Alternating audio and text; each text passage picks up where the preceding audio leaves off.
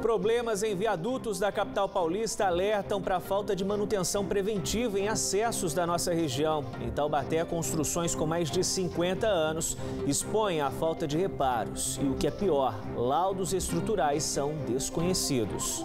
Helicópteros do Cavex reforçam buscas dos desaparecidos na tragédia de Brumadinho, em Minas Gerais. Até o momento, são 3 aeronaves e 28 militares especializados em salvamento e resgate, atuando no transporte dos bombeiros e tropas israelenses. Acidente na estrada, 30 pessoas ficam feridas após ônibus tombar na Rio Santos, em São Sebastião.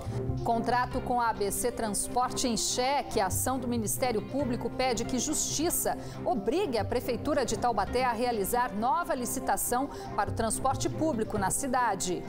Ah, se meu Fusca falasse! Carro que completa 60 anos de produção em 2019 foi a grande atração neste fim de semana durante o encontro de colecionadores em Pindamonhangaba. Reencontro com a torcida em busca da 6ª colocação no Novo Basquete Brasil. Equipe de São José encara esta noite o Botafogo. Segunda-feira, 28 de janeiro. O Band Cidade, segunda edição, começa agora.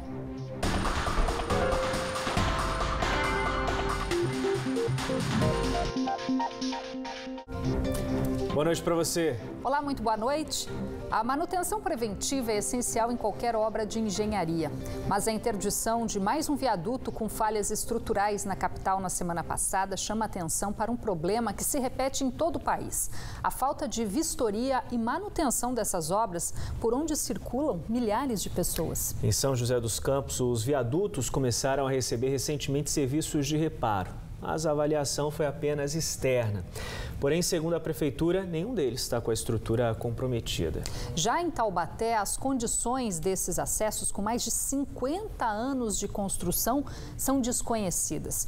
É que a Prefeitura não possui os laudos estruturais de nenhum dos viadutos que foram construídos sobre a linha férrea e também sobre a Via Dutra. O sinal de alerta foi acionado na cidade de São Paulo. Viadutos com falhas estruturais que estão à beira do colapso. O caso mais recente foi a interdição do acesso à rodovia Presidente Dutra. Falta de vistoria e manutenção de obras de engenharia.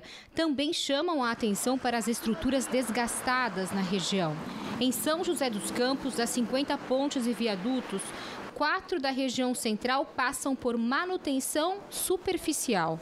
As inspeções visuais estão sendo feitas mensalmente. As obras que aparentam alguma coisa, ou apresentam alguma coisa que seja que nos alerte a atenção para poder corrigir, a gente vai e corrige.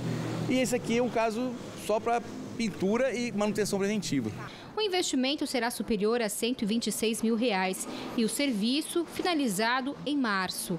Mas basta olhar por baixo das estruturas para identificar mato, ferrugem e muita sujeira. Quando a gente vê tantos desastres técnicos ocorrendo, e a estrutura é a base de tudo, é o pilar de toda a obra. Então, considerando chuva, oxidação, ele pode despencar. Apesar dos sinais aparentes de desgaste, o secretário afirma que não é algo para se preocupar.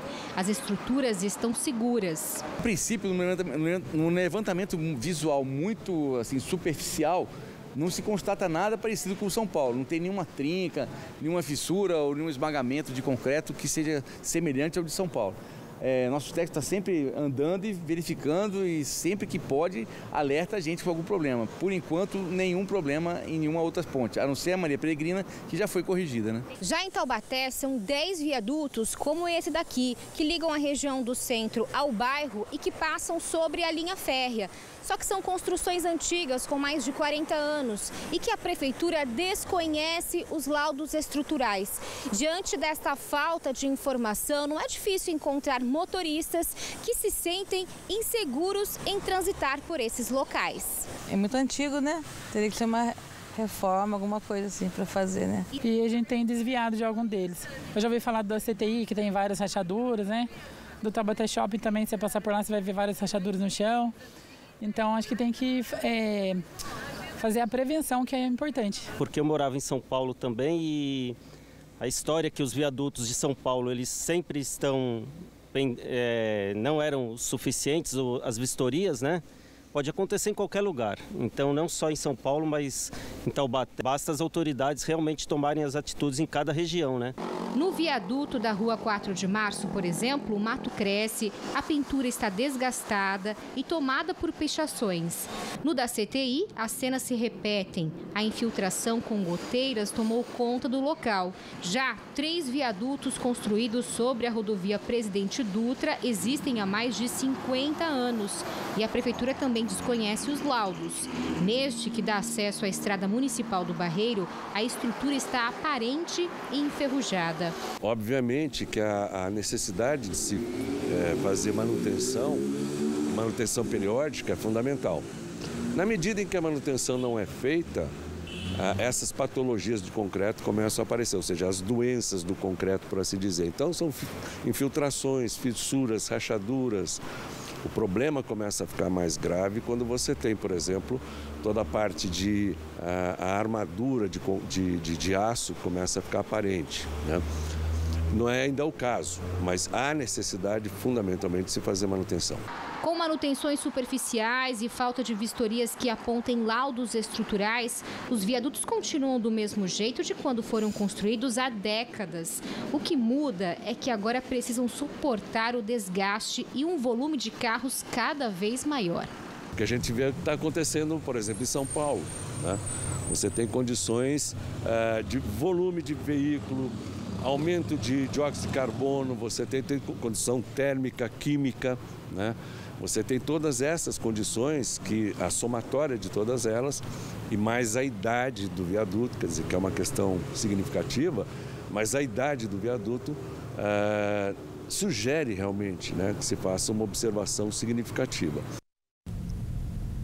Por nota, a Prefeitura de Taubaté informou que já notificou a MRS Logística e a concessionária Nova Dutra para que apresentem laudos de conservação dos 10 viadutos sob a linha férrea e sobre a Via Dutra. Ao mesmo tempo, técnicos da Secretaria de Mobilidade Urbana também já iniciaram uma inspeção preliminar desses locais, com o objetivo de abrir uma licitação para contratar uma empresa especializada na emissão de laudos técnicos.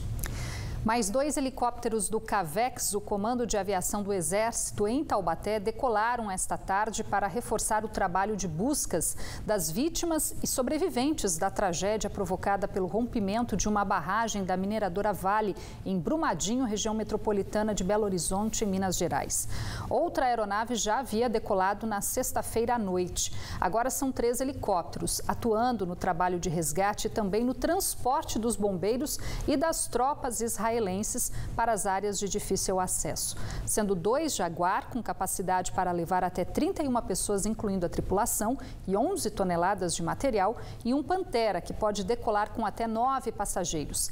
Além do apoio logístico, todas as equipes de busca e salvamento do CAVEX estão de sobreaviso, e outros 2 helicópteros com material embarcado também estão prontos para serem acionados a qualquer momento. Segundo o balanço oficial mais recente divulgado pelas autoridades, já são 60 mortes e 292 desaparecidos.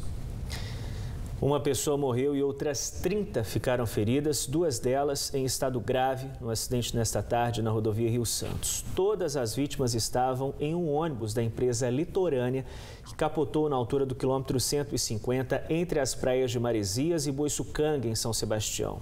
Segundo a Polícia Rodoviária Estadual, a estrada precisou ser bloqueada nos 2 sentidos para o resgate das vítimas. O helicóptero Águia foi acionado para ajudar no transporte dos feridos, que foram levados para o pronto-socorro de São Sebastião.